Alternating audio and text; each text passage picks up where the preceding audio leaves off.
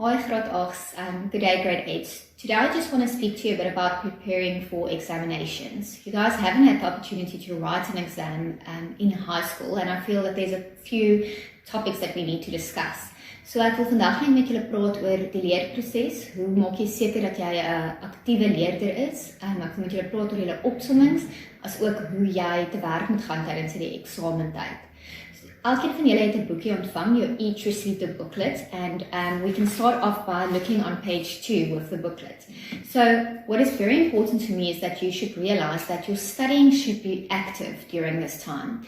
What this means is you can't just open your handbook and read through the work and think that is learning, because that's reading, that's not actually studying and learning. So ek wil hê julle moet daarop fokus dat jy jou werk sien, jy gaan dit doen, jy gaan dit hoor en jy gaan dit hardop sê of verduidelik. So let me explain this. Firstly, we need to do our work, which means that you need to make summaries, you need to do practice exercises, you need to work out as many old question papers as possible. So jy moet jou werk doen, jy moet dit fisies neerskryf, jy moet ou vraestelle uitwerk, ou oefeninge gebruik. Secondly, you need to use visual stimuli. So jy kort visuele stimuli, wat beteken jy kan prentjies gebruik, jy kan kleur bysit, highlight jou werk vir jou, maar kyk dalk ook kort video opnames oor die temas waar jy leer. So use visual stimuli such as pictures, short video clips to also help yourself throughout the process. Thirdly, when you're done summarizing and actually putting down some visual stimuli, I always say read through the work out loud as if you're explaining it to someone. So jy lees hardop deur die werk, want in hierdie proses sien jy die werk voor jou, jy's besig om dit hardop te sê en jy hoor dit. So dit maak net dat jou brein baie beter gaan konsentreer en jy meer vir jouself geleentheid gee om die werk te onthou. And lastly, I always say, try and explain the work to someone, whether it's a parent, a friend, or even just an invisible person. Walk in your room and say, today I'm going to discuss the digestive system, and speak through your work out loud, because that way you know that you understand your work. So julle kan gaan kyk na idees op bladsy 2 en 3 oor hoe om aktief te leer, maar maak dit 'n prioriteit dat jy nooit net agter jou boeke sit en deur jou boek blaai nie. Daar moet die hele tyd 'n aktiewe proses van ek maak notas, ek onderstreep, ek praat hardop met myself, ek werk vraestelle uit, teenwoordig wees. The next thing is the fact that you can use different summarizing methods. For our English learners, this will start on page 8. For our Afrikaans learners, this starts on page 4. There's 3 types of ways you can summarize, and I also put in some examples for you.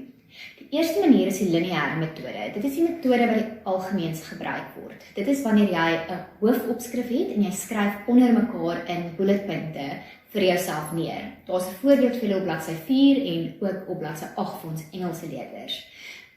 Try to avoid writing too much. Try to keep it very short. This works well for subjects like history, life orientation, geography, and even life sciences or literature, where you've got a lot of information and you need to put it down in bullet points. Die tweede manier hoe jy kan opsom is die Princeton metode. Hierdie metode is baie eenvoudig, en gaan kyk asseblief na die voorbeeld wat ek vir julle gegee het op bladsy 6 en op bladsy 9. Jy gaan basies 'n hoofopskrif maak, jy gaan 'n opsomming maak en dan gaan jy ekstra notas of visuele stimuli kan gebruik. So you'll have a heading, for example, say you're doing the planets of Earth. You'll have a heading where you write Mars, Venus, Jupiter underneath. Then you'll have a section where you can do your summary, like in the example, where you write the bullet points or the contents. Mars might be the red planet, or this planet has this characteristic. And in your third column, you use this to draw a visual picture or visual stimuli that can remind you of the work. Hierdie metode werk verskriklik goed, want wanneer jy in 'n toets of eksamen sit, kan jy altyd jou oë toe maak en teruggaan en dink, dit is die visuele stimuli wat ek hier gebruik het, dit is die prentjie wat ek gebruik het.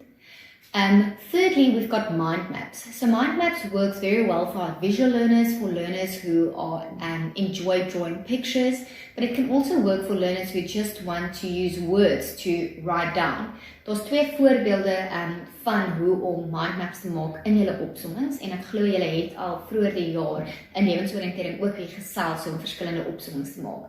So go look at the examples that I gave you in the booklets and really practice doing summaries, especially in the learning subjects, but also in your languages and so on. The more summaries you make, the more you write your words down, the more you're actually practicing and finding and storing the work that needs to be done. Net 'n paar wenke vir wanneer jy opsom. Gebruik altyd kleur. Maak dit kort genoeg vir jou om te verstaan. So los alle onnodige woorde uit, gebruik afkortings waar nodig. Ensure that you do not rewrite the textbook because that is not summarizing. So you have to really take out the key points, write that down for yourself because ultimately you want to be able to start learning from your summaries and make the summaries interesting for you as well. On page 13, you'll see there's some memory techniques because ultimately once you've done summaries, you want to know how do I remember my work. The most important thing is repetition, herhaling. The more you go through your work, the more you read it out loud, the more you explain it out loud to yourself, the more you are going to remember your work. So julle moet julle werk herhaal. Julle moet dit herhaaldelik oefen in die praktiese vakke, julle moet dit herhaaldelik hardop sê in die leervakke. And really try and say your work out loud so that you actually hear it, you say it, and you're busy seeing it. Also, it helps to watch short video clips on the topics. This also helps with memory techniques. And use visual stimuli as much as possible. Julle kan flitskaarte gebruik, julle kan afkortingsmetodings gebruik, maar hoe meer oefenvraestelle julle ook gebruik, hoe beter om net bietjie daai muscle memory op te bou. From page 13 onwards, I gave you some tips on approaching different subjects. Remember, one size does not fit all. You can't expect to study the same way for Afrikaans as you study for MS. Jy kan nie verwag dat jy dieselfde leer vir lewenswetenskappe as wat jy leer vir Engels nie. So please use these notes that I gave you guys. There's every subject and then there's tips on how to go about studying the subject. So I trust that you would go read through this and actually use some of the advice and the tips on how do I go about studying mathematics opposed to how do I go about studying for technology. Ek wil graag hê julle moet op julle eie deur hierdie notas werk, gaan kyk daarna en veral wanneer jy sien ek gaan nou begin om geografie te leer, gaan na die geografie afdeling toe en kyk wat is 'n paar wenke om die vak die beste te kan leer. When you're done with this, we are on page 20 now. I want to discuss some tips on examination success. So dis julle eerste groot eksamen hier by die skool en daar's 'n paar goed wat jy kan doen om seker te maak dat dit net beter vloei. We always say avoid cramming the morning before. So dit beteken moenie die oggend voor jy leer, voor jy skryf besluit nou gaan jy die werk in jou kop druk nie. Ons brein prosesseer terwyl ons slaap. So while we sleep, our brain processes. So when you set up your timetables, ensure that you're done studying the evening before. It's fine to look through your notes the day of the test, but the evening before, the studying should actually be done. The second thing is avoid talking to friends before exams. So vir my om met vriende te praat, veral tipe vriende wat baie vrae gaan vra, wat jou op jou senuwees of angstig gaan maak oor werk. So ek sal eerder sê voor die eksamen fokus op jou eie werk. In meeste vakke is dit ook vir my belangrik dat jy nie deur die hele vraestel lees wanneer hy voor jou neergesit word. A lot of times if we read through the whole question paper and you see I can't do question 5 or I did not study question 3, you're the whole time going to be concerned and worried about question 3 and question 5. And especially in a subject like mathematics where it starts out easy and then gradually it builds and it gets more challenging, it's especially helpful to just start at question 1, complete question 1 and then move on to question 2. Obviously, if you get stuck at a stage where you feel like, I don't know what's going on here, rather leave out the question and go back to it later. But I would advise to take it question by question. Moniteer jou tyd, hou jou tyd dop. Gewoonlik is dit 'n minuut per vraag. As iets 5 punte tel, kan jy nie 15 minute daaraan spandeer nie. So maak seker hoeveel tyd het jy ook vir 'n vraestel, want baie keer gaan jy vinnig moet skryf en jy gaan jou tyd moet dophou.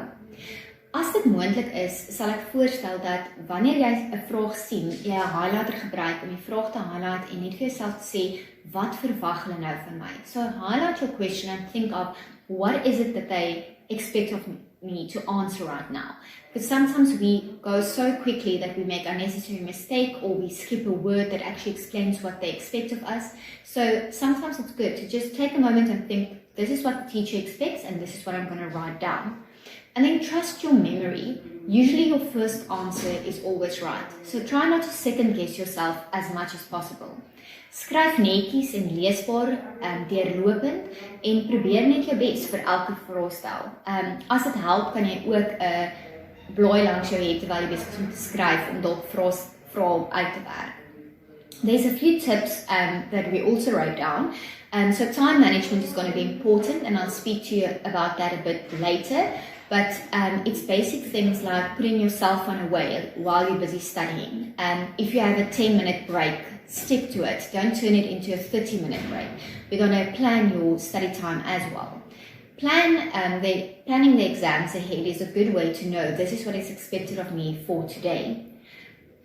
Keep a healthy routine. Jy moet 'n goeie routine hou tydens eksamen. Wat beteken jy moet genoeg slaap, jy moet gesond eet, jy moet nog steeds tyd maak vir oefen, sodat jy net 'n goeie gebalanseerde routine kan handhaaf. Dit sal ook maak dat jy beter kan konsentreer.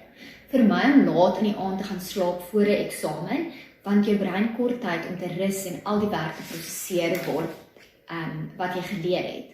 Nutrition is also very important, so eat balanced meals during exam times. When you know you're writing an exam in the morning, ensure that you do eat a breakfast and avoid it being something very sweet or something that is actually just going to spike your sugar levels or your blood levels and then drop where you're going to feel tired. So eat a healthy breakfast.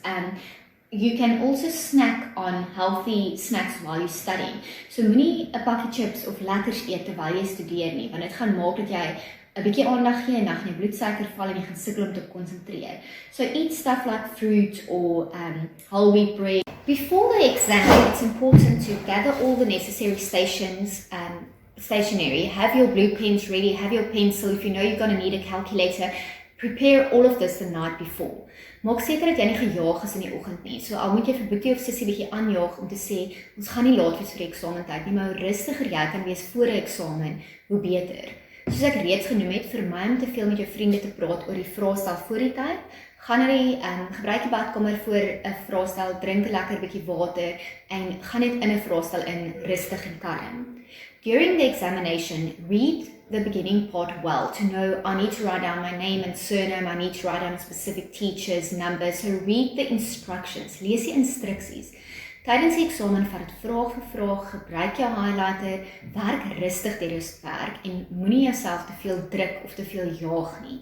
Ensure that you read the questions, guys. This is where you lose most of your marks, when you make unnecessary mistakes. Laaste wil ek net gou praat oor tydsbestuur. So time management is very important. I printed out a November calendar, blank calendar, and a December blank calendar for each of you. So what I want you to do is take your exam timetable, vat jou eksamen rooster en gaan skryf neer op November en Desember na hierdie videoklip, wanneer skryf ek watter vak. En dan gaan skryf jy neer, wanneer moet ek leer vir watter vak.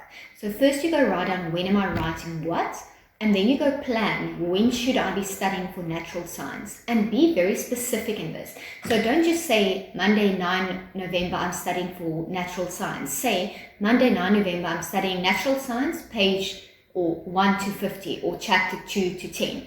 Or I'm doing mathematics question paper this to that. So the more specific you are on your planning, the better your days will go. I want you to also, on page 27, complete that form of identifying your biggest time wasters. So waar mors jy jou tyd? Soos dalk spandeer jy te veel tyd op jou selfoon, op sosiale media.